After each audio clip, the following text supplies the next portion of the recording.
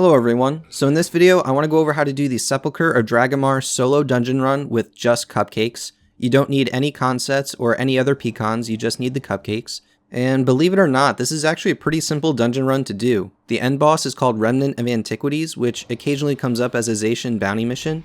So whenever that comes up, you could easily run a few people through this dungeon to get that bounty. Or if you want, you could just do this to farm the end chest, which could drop a Turquoise Staff, which is a pretty cool looking staff. So in order to get there, all you have to do is leave Sifhala and head to the west, and be sure to grab the quest from the quest giver who's standing right outside the dungeon entrance. So the first level of the dungeon is actually really easy. You don't have to kill anything, all you have to do is run around and open gates. So there are 3 gates total, this is the first one, and all you have to do is stand in the center of the circle and click on the name, and you'll get a message saying that you get a morale boost, and that a passage has opened somewhere else on the map. So from here on out, it's just a matter of memorizing the route and getting a feel for where to cast Shadow Form and Shrouded Distress, and basically just get a feel of how to survive running to the other 2 gates. And really the only other tip I could give you is just to avoid the Whirling Wisps. And that's because they have a skill called Lysa's Assault, which can interrupt your skills. So if you were to get stuck, they would likely interrupt your Shadow Form and Shrouded Distress, and you would find it really difficult to survive. So really this first section here is actually the hardest section, and that's because you have all these ice things slowing you down, and it's also the easiest place for you to get stuck. So if you ever need to cast Shadow Form and there's a bunch of Whirling Wisps around you, just use Death Charge to get out and away from them and then cast Shadow Form. That way it reduces the chances of you getting interrupted. And one last tip, just take your time. If your enchantments are about to run out and you're going to run into another group, just hold off and wait to recast your enchantments before running into that group, especially if there's any Whirling Wisps in there. That way you're ensured that you're not going to get interrupted on any of those casts. And other than that, there's really no other hints or tips I could give you, so I'm just going to keep quiet for the rest of this level and just let you see where to run and where the gates are, and I'll see you on level 2.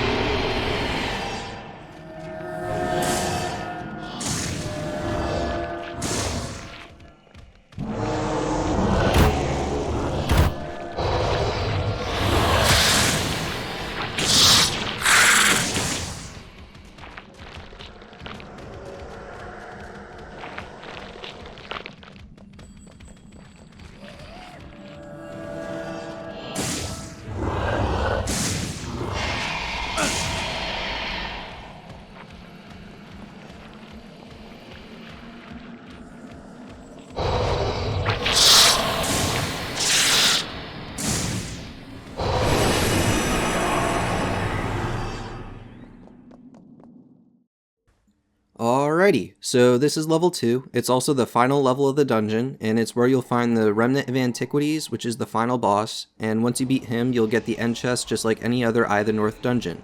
So it's actually a pretty easy run, it's also a short run. You just have to make sure that your ally guy here dies in the beginning, otherwise he could get in the way and be very annoying.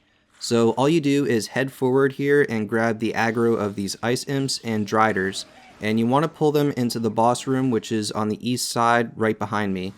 And you want to walk backwards in order to pull them into the room where there's a bunch of frozen elementals and avalanches. Now the objective here is to wipe out all the avalanches before heading on to the final boss. And the main reason for that, well, there's actually two reasons. The first is that the avalanches are melee, and with Sliver you want to take out all the melee enemies before you head on and go for a single target. So you want to take them out for that reason. And the second reason is they have a skill called Frozen Burst, which is an AoE effect skill that basically affects all enemies that are around the caster. Even though you have Shadow Form, it'll still hit you, and it packs a pretty good punch. So you want to take out all the avalanches in the room, and since this is just a cupcake run, you could really only take on 1 or 2 at a time, depending on how far you get before getting slowed down, where like right here I was able to get 2 at a time. So you just want to keep walking sideways or backwards to maintain all the aggro of all the ranged attackers, and just kill the avalanches. Now once you're done with the avalanches, you could head on to the final boss, which is across this stone bridge here. And the Remnant of Antiquities, the final boss, uses a skill called Diamond Shard Mist and Diamond Shard Grave, both of which can hit you through Shadow Form, and they deal a lot of damage. So in order to avoid them, you have to go to the safe spot. And the safe spot is located on the southern side of the island, so if you're looking at the boss directly head on, it's on his right side. And unfortunately, there's no real clear indication as to where the safe spot is. You just sort of have to get a feel for it. And as long as you stay in the safe spot, you won't get the Diamond Shard Mist effect, which would show up where you see your hexes and enchantments and other conditions. So just like the avalanches, the Remnant of Antiquities has the Frozen Burst skill, and that can deal a lot of damage to you, and you would find it really difficult to survive without a bunch of other PCons. So the way to avoid that is to just barely get out of the Frozen Burst skill range, which is just barely in the Sliver effect range. So if you could find that sweet spot where you're just hitting the Remnant of Antiquities or one of the other 2 frozen elementals near him with Sliver, and stay out of the Frozen Burst range and stay in the safe spot, you could just stand there and take very little damage and just keep pumping out damage on the Remnant of Antiquities. Now it might take a little bit of trial and error to find that sweet spot, so just take your time and don't leave the safe spot. Otherwise the Diamond Shard skills will start affecting you and you won't be able to survive that long. So just as a little tip with casting Sliver, you have Glyph of Swiftness, which is used to maintain your perma Shadow Form, but it also works on a second spell, so just use Glyph of Swiftness to cast your Shadow Form, and then your next skill, make that Sliver, and then cast Honor. And that way your Sliver will recharge 25% faster. And if you ever start running low on energy, just switch to a high energy staff, and as long as you're in that sweet spot, you shouldn't be taking that much damage. But if you start to take a little bit too much damage, just switch back to your shield set and don't use Honor. That'll save you 10 energy with every cycle of Sliver and Shadow Form. So just wait till you get some energy back, and then you could just keep switching back and forth between your staff and shield set and just keep pumping out that damage. Now it might take quite a few cycles of Shadow Form and Sliver to finally kill the Remnant of Antiquities. It's all dependent on how many enemies you're able to keep aggroed and attacking you, so you can keep blocking and dealing damage. So if you're moving around a lot trying to find that sweet spot, a few of the frozen elementals and driders will head back to where they spawned, and you'll have less enemies attacking you and therefore dealing less damage. So it could take a while. But anyway, once the Remnant of Antiquities dies, you don't have to worry about Frozen Burst or any of the Diamond Shard skills anymore. So you could go in and kill the 2 frozen elementals that spawned with him. And once these 2 die, the end chest will spawn and you could grab your loot. Now if you're having trouble finding the sweet spot and you just can't get enough enemies to attack you because they keep just heading back to their spawn locations, another method you could try is to pull the Remnant of Antiquities back across the stone bridge and kill him over there. So before you pull him, round up as many frozen elementals as you can, and once you get him to the other side, make sure he's on the outside of the ball because he'll likely be grouped up with those other frozen elementals. and if there's any frozen elementals between you and the Remnant of Antiquities, just sliver them down as well.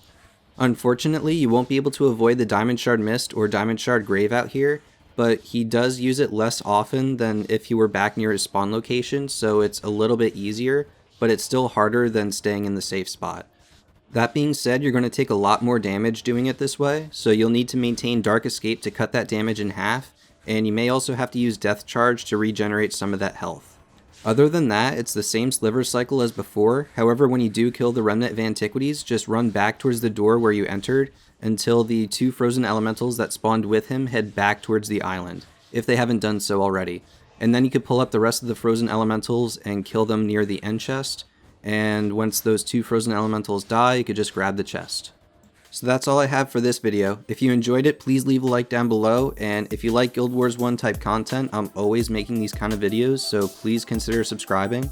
And with that, I just want to close by saying good luck, have fun, and thanks for watching.